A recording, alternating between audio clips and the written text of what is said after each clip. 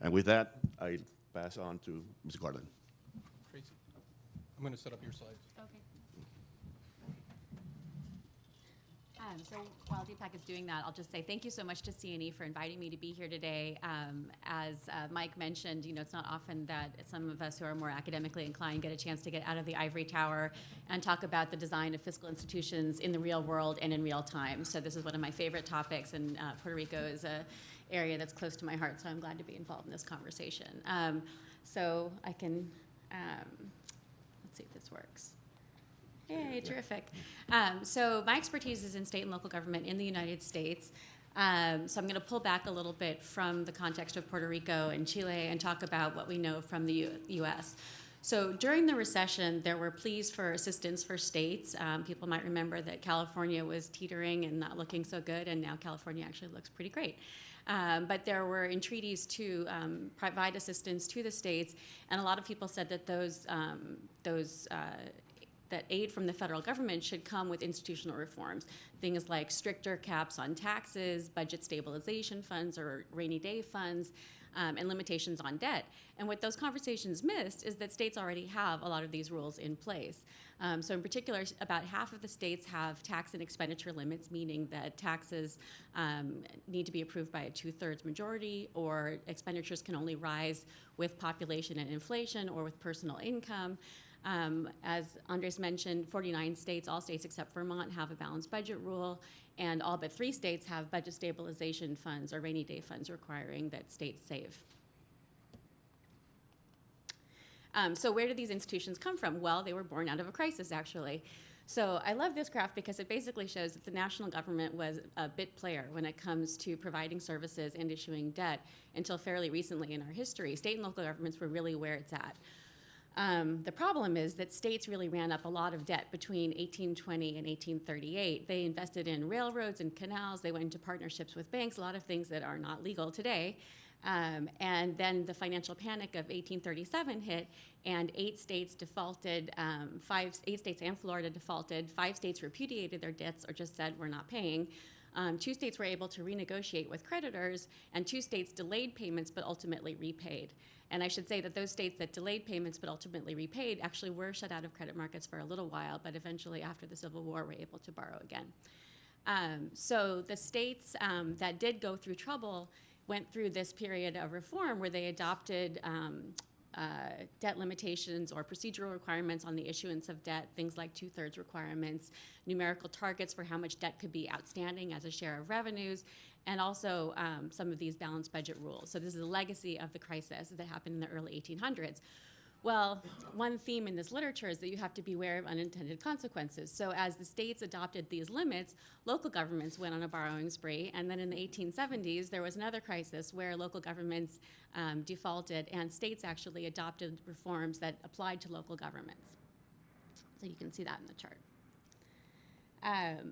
So enforcement is an issue with these rules, and there's a great study from the GAO where they pointed out that really the balanced budget rules only apply to general funds typically. So states in the United States rely on fund-based accounting. There are general funds, which is the primary discretionary fund, federal funds, and special funds that are dedicated to specific purposes. And in total, these rules typically apply to about 75% of the budget. And so they're often honored in the breach. And one funny thing is that Vermont, which is the only state that doesn't have a rule, actually does balance its books. So there's something deeper going on in terms of sort of the culture of making ends meet. But often these rules stipulate penalties like that you can go to jail or you could have fines. And those are never enforced. There's no record of anyone actually doing that at the state level. And what makes enforcement difficult is that more often you're going to have lawsuits from people who actually are concerned about the effects of spending cuts than those that want to enforce fiscal discipline. So enforcement is really an issue. That's why when a lot of places that have run into trouble, DC, New York City, have instituted financial control boards, there's been some element of external enforcement or a higher level of government that will make sure that the government sticks to its targets. And of course, in Puerto Rico, that's a very tricky question. In the academic literature, another thing that's pointed to is the outsourcing of enforcement. So the idea that if you have a simple rule, as the paper talks about, it's easier as a sort of focal point for where the government should be for outside groups, nonprofits, and bondholders to basically say, hey, you're evading this rule. The question is whether anybody really wants that responsibility. And of course, bond markets have enabled the behavior that has led to this situation right now in Puerto Rico. So as Andres mentioned, people talk about financial control boards, but they don't often talk about what it would do. And so I put together this little matrix from the states. There are a number of options. Some states have emergency manager laws, as we saw in Michigan. Some states have an agency that sort of monitors what's going on at the local level, as in North Carolina. Some states have helped establish a financial control board, as in New York. The question is, what is the Financial Control Board empowered to do? Can it renegotiate debt contracts? Can it renegotiate labor contracts? Can it make spending decisions about parking meters as opposed to paving the streets? And what does that mean for democracy?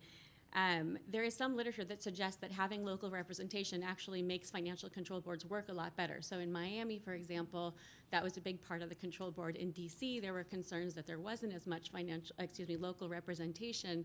On the other hand, I think some people would look at DC, and Mayor Williams' testimony on this issue a couple of months ago basically said it worked. So there's a real question about the composition of the board. And finally, I think everyone agrees that economic development is the big issue, but as Sergio said, there are a number of constraints that Puerto Rico operates under. And so as an economist, I'm always asking sort of what is a place's comparative advantage? On the one hand, Puerto Rico is part of the United States, and so it benefits from having a stable currency, low inflation. On the other hand, there's been excessive debt in part because of the triple tax exemption, or the idea that Puerto Rico can issue bonds that are tax exempt at the federal, state, and local level.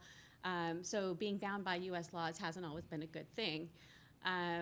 Puerto Rico can be a global gateway. Its location is wonderful, a gateway to Latin America. On the other hand, it's subject to trade laws like the Jones Act that apply in the United States and that can inhibit the flow of goods.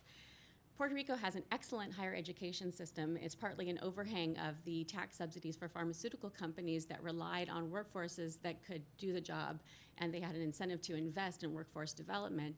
At the K-12 level, things are not so good. So the difficulty with economic development is it's a long game. It really requires not just the government, but all hands on deck, anchor institutions, the business community, philanthropy, and it requires patience. It takes a long time.